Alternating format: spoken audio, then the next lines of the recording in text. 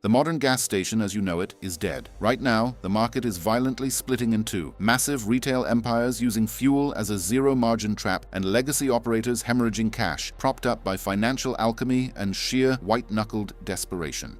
On one side, you have sprawling, multi-billion-dollar ecosystems offering spotless restrooms, cult-like devotion, and fresh brisket. On the other, you have rotting corporate zombies on palliative care, kept alive purely because banks are too terrified to realize their losses and write them off the books. Here is what the industry will not tell you. Selling fuel isn't about the gas anymore. It is the ultimate loss leader. The winners are harvesting your data and selling you hoagies, while the losers are literally risking your engine's life with cheap chemical additives just to keep the signs lit. And get this, if you are not paying close attention to where you pump, you are either getting fleeced on hidden fees or you are actively funding a dying infrastructure with your own money. Smart consumers are already exploiting these market gaps right now to save real money at the pump. Stick around until the end, because the final brand on our secret list is currently embroiled in a staggering 54 billion rupee accounting fraud that will completely blow your mind. Costco Wholesale.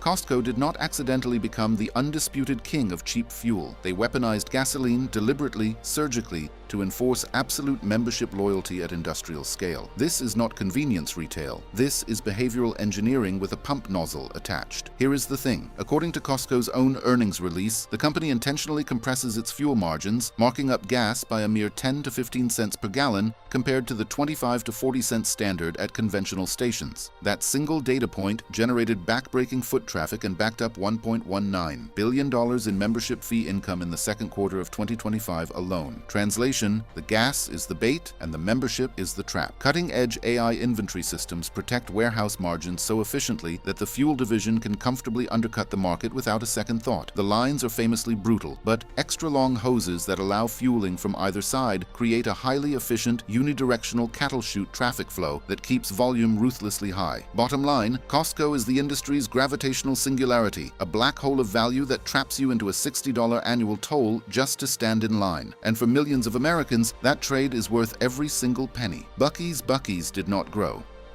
It mutated. What started as a standard 3,000 square foot store in 1982 has become a destination-scale travel center, has no business existing in the world of gas stations. And yet here we are. And get this, industry revenue analysts tracking Buc-ee's expansion estimate that with locations frequently featuring over 100 pumps, a single Buc-ee's can generate an estimated $50 million to $100 million in revenue annually, drawing over 100 million total unique visitors across the network. A highly centralized distribution network with advanced cross-docking feeds, stores with standardized pre-kitted proprietary merchandise, which is why the jerky wall never runs out. They offer competitive gas prices, but the real draw is what the industry privately acknowledges as the gold standard of spotless restrooms and hot food. Consumers routinely drive 17 miles out of their way, 17 miles for a gas station. Buc-ee's is the Disneyland of fuel stops, a sensory overload engine that banned 18-wheelers, not out of principle, but because truckers destroy restrooms, and restrooms are the actual product they are selling. The real kicker is that eliminating that single customer segment was the most profitable brand decision in the company's entire history. But if you think Buc-ee's is loud and flashy, wait until you see what a quiet regional operator from Wisconsin has done to every customer satisfaction metric in the entire country. Kwik Trip. Do not sleep on Kwik Trip. This quiet regional operator out of Wisconsin surgically took over national customer sentiment metrics, operational excellence that most coastal brands would not believe is possible in the Midwest. According to the 2025 American Customer Satisfaction Index, Kwik Trip surged 8% to capture the outright industry lead with a dominant score of 84, leaving legacy brands gasping in the dust. The reason is absolute vertical integration. They produce, package, and distribute their own dairy and baked goods daily, insulating themselves from the third-party supply chain rot that plagues every franchise. Competitor on this list. Here is the thing. When your supply chain is your own company, you control quality, cost, and consistency in ways that a Subway or a generic branded forecourt simply cannot touch. High-quality food and a fanatic focus on employee culture turns locations into daily community necessities rather than begrudging pit stops. Kwik Trip is the silent assassin of satisfaction, burying the competition under a mountain of vertically integrated cheese curds while the rest of the industry argues about loyalty app engagement. Are you guys team Kwik Trip, or are you holding out for our next few brands? Drop a like, hit subscribe, and let me know in the comments which station is taking over your hometown. And keep watching, because it only gets more brutal from here. Wawa evolved from a 19th century dairy farm into a 16+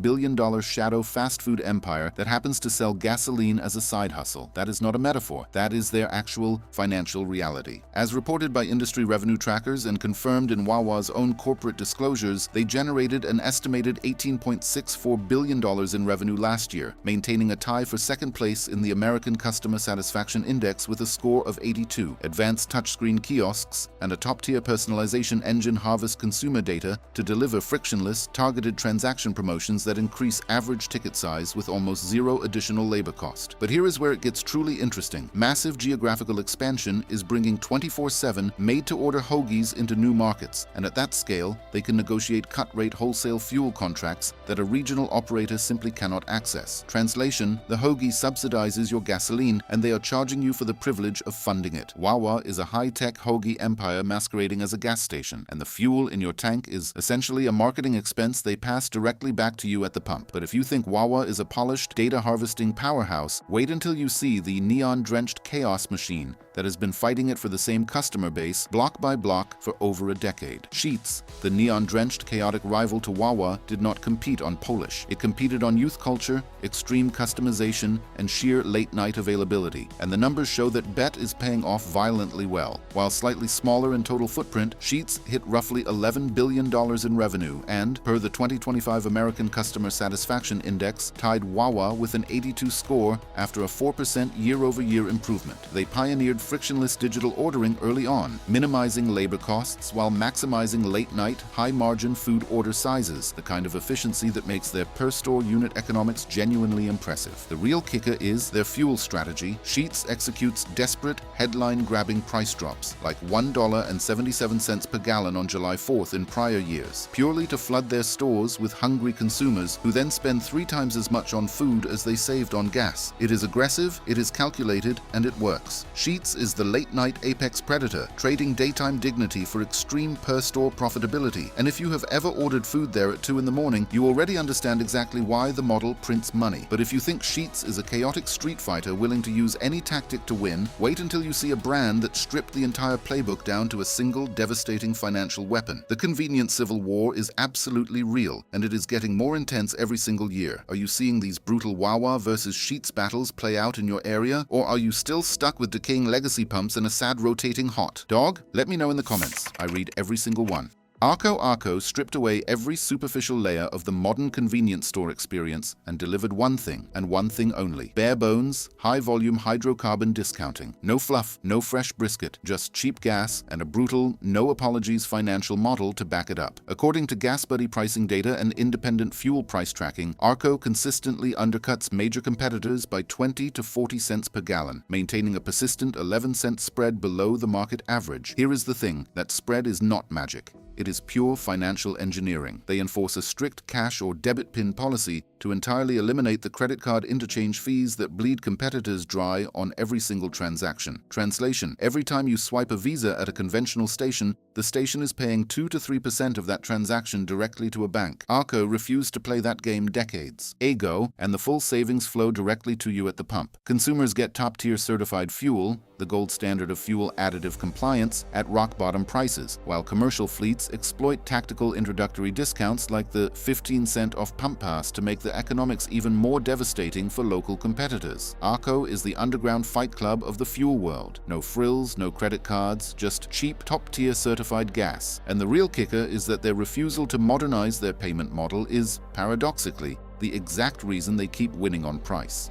But if you think Arco's survival tactics are ruthless, wait until you see an insurgent brand operating in one of the most corrupt and lethargic fuel markets on the planet and absolutely dominating it. Taj Gasoline. In a highly regulated, lethargic South Asian fuel market dominated by bloated state giants moving at glacial speed, this insurgent brand emerged as a hyper-efficient disruptor with an operational playbook that frankly embarrasses its larger competitors. According to Pakistan's Oil Companies Advisory Council performance rankings, despite operating a smaller footprint of 75 stations, Taj secured the #1 rank for average fuel sales per station across the entire country, a metric that cuts through brand can size and reveals pure operational efficiency. Complete supply chain control with a dedicated tank lorry fleet and a massive 13,000 metric ton oil terminal insulates them from the regional bottlenecks that cripple competitors during peak demand cycles. Translation: when supply chains fracture, Taj keeps pumping while everyone else runs dry. The Taj Gasoline 24/7 free road assistance program and fully digitized anti-manipulation forecourts have built a level of consumer trust that state-owned competitors, chronically associated with adulteration scandals, simply cannot manufacture overnight. And get this, in a market where fuel quality manipulation is endemic, a verifiably clean, digitally monitored forecourt is not just a feature, it is a competitive nuclear weapon. Taj Gasoline is the insurgent apex predator of its market, outtrading bloated state giants on sheer competence and digital integrity alone. But if you think Taj Gasoline is growing fast and aggressively, wait until you see a Western brand that decided the fastest path to regional dominance was simply buying every competitor it could not outrun. Maverik. From a two-pump station in Wyoming to the largest independent fuel marketer in the Intermountain West, Maverik is aggressively expanding its territory by doing something the corporate playbook rarely admits out loud. It is simply swallowing its rivals whole. As reported by convenience industry trade publication CSP Daily News, Maverik recently executed a massive, estimated $2 billion acquisition of Come and Go, adding roughly 400 locations to its portfolio and doubling its total store count to over 800 locations across 20 states. But here is where it gets truly interesting. This is not a gentle merger. This is an erasure. They are systematically dismantling the 60-year-old Come and Go brand,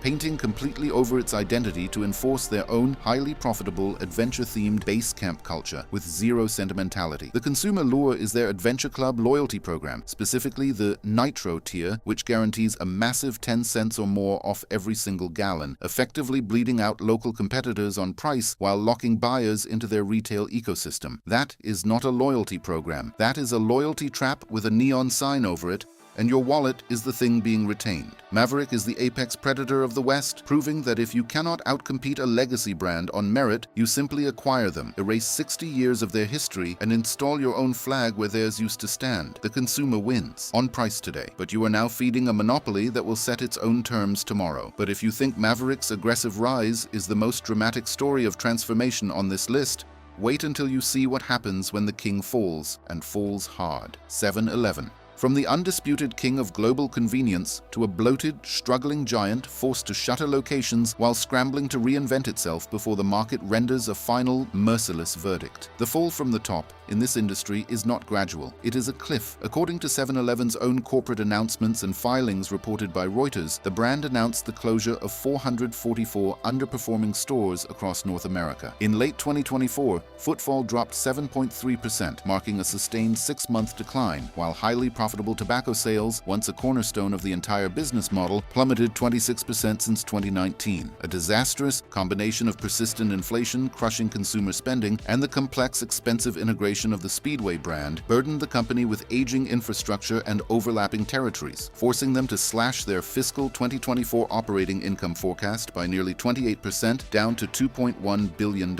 Translation: they paid a massive premium for Speedway, and Speedway's aging bones are now dragging the entire company toward the drain. Consumers seeking modern amenities, fresh food, clean restrooms, fast digital ordering are abandoning the brand for the Kwik Trips and Wawas that spent years building exactly what 7-Eleven is only now desperately trying to pivot toward. 7-Eleven is an aging empire choking on its own expansion, a dinosaur in convenience retail terms, proving you cannot survive the modern forecourt war by relying on stale taquitos and declining nicotine sales. But if you think 7-Eleven's collapse is dramatic, the final brand on this list did not just fall. It was hollowed out from the inside by one of the most brazen financial frauds in the history of the petroleum sector.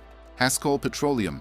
And here it is, the final brand, the one we warned you about in the opening seconds of this video. Save this one for last, because Haskell Petroleum is not a struggling company. It is a monument to financial fraud, infrastructural decay, and the catastrophic consequences of letting a corporate zombie stumble forward because no one has the courage to pull the plug. According to Haskell's published financial statements and the Securities and Exchange Commission of Pakistan's investigative disclosures, Haskell hemorrhaged an 11.63 billion rupee loss in 2024, while its market share violently eroded down to a mere 3.4%. But here is the thing, the market share collapse is almost secondary to what actually destroyed this company from the inside. A staggering 54 billion rupee synthetic liquidity scam executed through fake letters of credit completely hollowed out the company's financials long long before the public had any idea what was happening. Translation: the money was never there. The balance sheet was a fiction, and the fiction held long enough for the damage to become catastrophic and irreversible. The banks keeping Haskell technically alive are not doing so out of confidence. They are doing so because realizing 54 billion rupees in losses on their books all at once is a pill they are not ready to swallow. The consumer impact is brutal and immediate. Stations face severe operational decay, and the brand carries the lasting, engine-destroying legacy of past quality control nightmares, including the documented use of manganese additives that cause irreversible damage to catalytic converters and combustion systems in modern vehicles. Bottom line, Haskell is a corporate zombie on palliative care, a Pompeii of the petroleum sector, preserved in the ash of its own accounting fraud and kept standing purely by financial denial. The traditional standalone gas pump, the one relying on a 20-cent per gallon margin to keep the lights on, is going completely and irreversibly extinct. The battlefield has been redrawn. The undeniable winners are transforming into high-tech logistics networks and fast casual dining empires, using aggressively cheap fuel as a weaponized magnet to pull you into their high-margin stores. The losers are drowning in insurmountable debt, aging infrastructure, and historic financial scandals, desperately trying to keep their signs illuminated for one more quarter. Here is the smartest piece of advice to save you from a costly mistake. Stop treating gasoline as a simple commodity you can purchase on any random corner. That thinking will get your engine wrecked and your wallet emptied. Align yourself with the Apex ecosystem aggregators, Costco, Buc-ee's, Kwik Trip, where top-tier fuel quality is guaranteed and pump prices are heavily subsidized by their massive retail operations running at scale behind you. Avoid the decaying legacy brands at all costs,